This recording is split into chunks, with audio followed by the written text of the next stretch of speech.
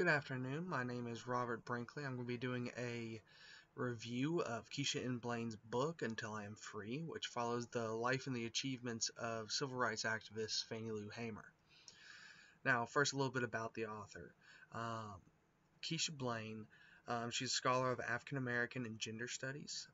She received her bachelor's of Arts degree in History and African American Studies from Bingham University, and she also received her doctorate and master's degree in history from Princeton University.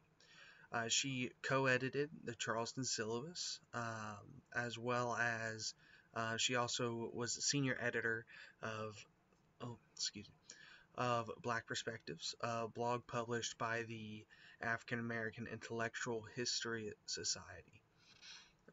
Blaine was awarded the Rosenwig Prize for Innovation in Digital History from the American Historical Association. So she is more than well qualified for this topic. Now, a little bit of context about the book. So she starts off the book and she notes how she hadn't heard of Fannie Lou Hamer before, right? She was surprised. In the interview she would talk about how she found out about her in her last year of college. Now, what she brings to the table, as far as in her book, she's pointing out this like gendered lens through which we see history, right? Why don't we know more about the Fannie Lou Hamers? Why don't we know more about the Ida B. Wells? Why aren't they as publicized, as recognized as Martin Luther King, Malcolm X? When you ask somebody about civil rights, they normally think of the male figureheads, the male leaders, sorry, not the women activists that were also involved and played major roles. Excuse me. So this book was written not just as a point A, point B. This is Fannie Lou Hamer's life. This is when she was born, when she died, a couple of her achievements, and that's it. It's written to show the African American civil rights activist perspective during that time, and also as not only as an activist but as a woman herself, right? And throughout the book, she draws connections from problems that Fannie Lou Hamer was facing to problems that are still occurring today, right? So one of the examples she uses is Sandra Blaine. Sandra Blaine was a woman who was traveling to A&M University in Texas when she was pulled over and arrested. A few days later, she was found hanging in her cell.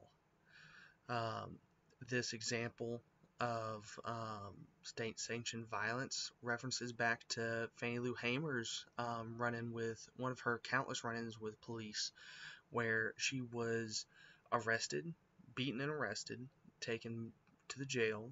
The jailers actually let out the inmates, and the inmates and the jailer beat her and sexually assaulted her. They beat her so bad that she was left with a limp that she would have for the rest of her life. She'd carry that with her for the rest of her life, and she'd speak out about this numerous times, pointing out the state-sanctioned violence against African American people in the South. How they would use that to keep away, especially those in the black communities, from voting, to intimidate people, to stop civil rights activists.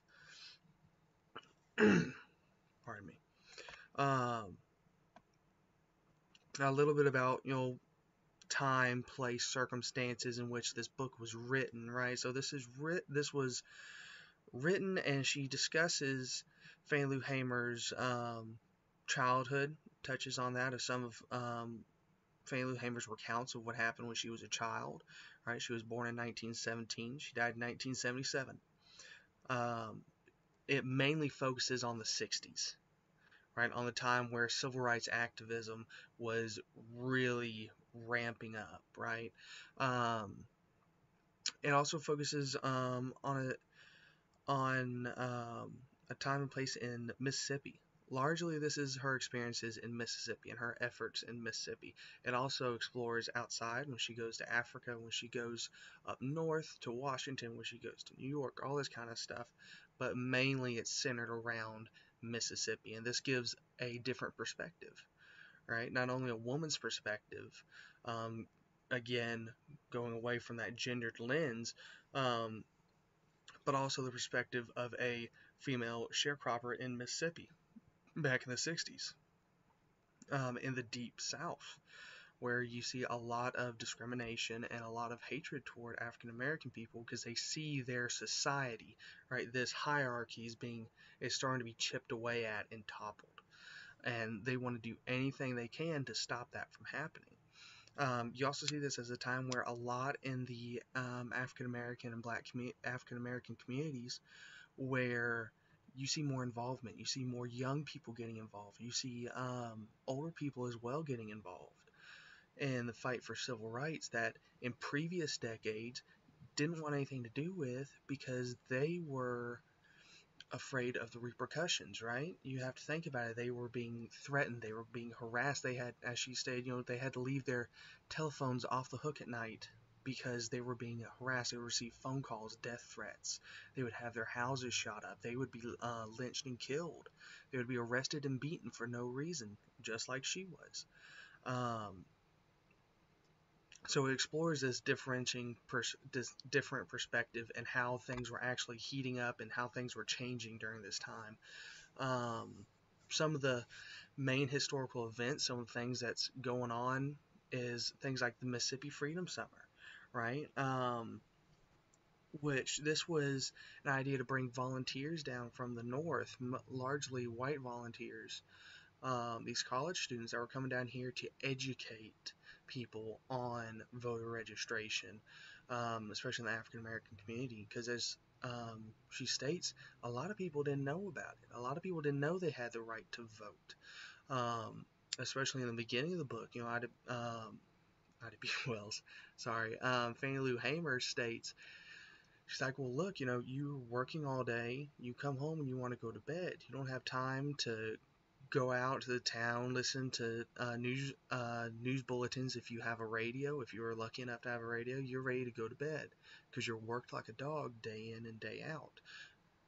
During this time, she also discusses the SNCC's involvement, right? They played a major role in the civil rights movement. Their involvement in the 60s and how they became influenced and shaped by Malcolm X when they ran into him in a airport in Africa where they were going. Hamer actually went over there with them, and he also influenced her a great deal. She developed a friendship, mutual respect and admiration. They would oftentimes have speeches that complemented one another, right? If he wants to talk about this, she's going to talk about this that complements what he's saying. So that really changed the way that organization developed. We see a lot of them talking about organizations during this time that are popping up, that are developing, right? It changed their collaboration influenced SNCC so much that they declared themselves a human rights organization, right? Not just trying to stand up for oppressed black people in the South, but oppressed peoples everywhere, especially in Africa, Asia, and Latin America. Now, going back to the emergence of organizations, this is also something that's very, very much discussed. You have the Afro-American Unity Organization, the OAAU, you have the Mississippi Freedom Democratic Party, of which Hamer was involved in. This party was meant to combat the Democratic Party, who was basically excluding all African Americans from having any involvement in their politics, right? The main thing was that the white delegation for the state of Mississippi, it was all white. There was no black representation, and Hamer was really fighting to push more representation, and really to bring education to the people on what their rights are and what they have the ability to do, what they can change. Throughout the book, we see this thing of education popping up a lot, right? And wanting to educate people on voters' rights, wanting to, she was big in pushing education for young people, right? Starting the Head Start program. That was to bring early childhood education to poor black families in the South. Um, I think, this is a very hard point for Hamer simply because she did not receive a formal education. She had the education of a sixth grader. And she was looked down upon not only by white society, but also by her fellow activists. Many of them, just like in the SNCC, were college kids. They're sitting there and they're looking at this woman and wondering, well, how can she do this? How can she do that? She has no education. And this falls in line with the perspective aspect of it, right?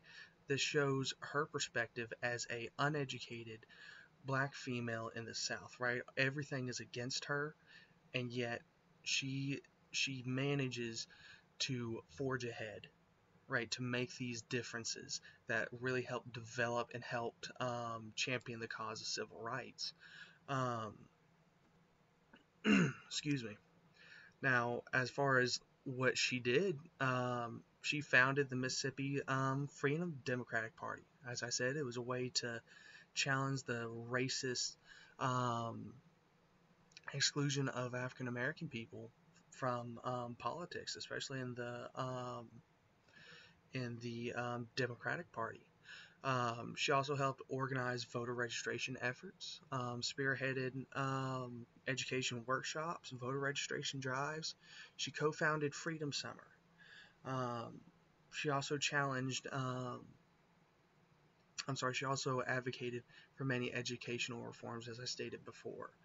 And again, I can't stress enough how education was one of those things that she pushed, because she knew that if you could educate the young, that's the next generation, right? That's the next step that is going to take over, that is going to run everything.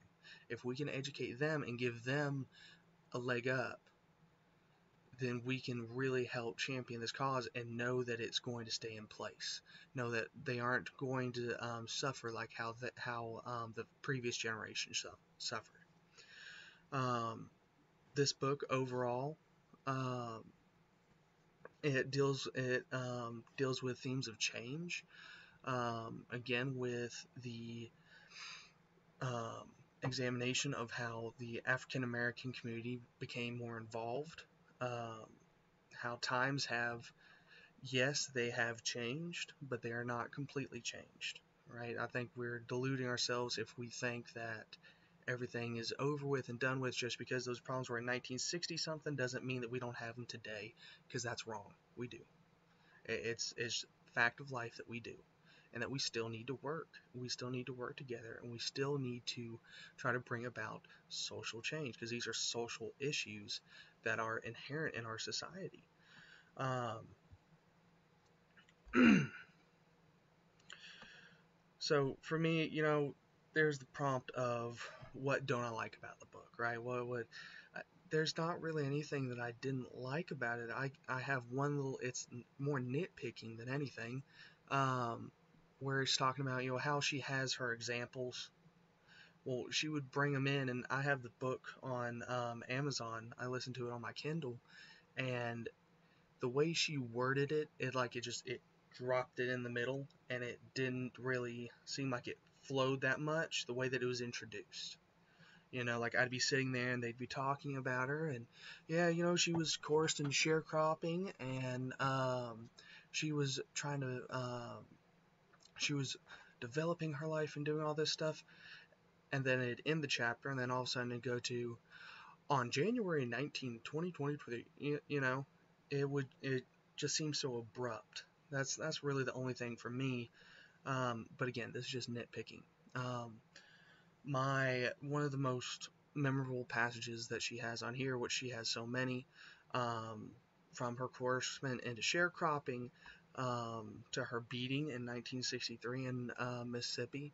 However, I think the most memorable and the most touching passage for me was when she talks about sterilization, how she was sterilized without being asked. I can't imagine what that was like.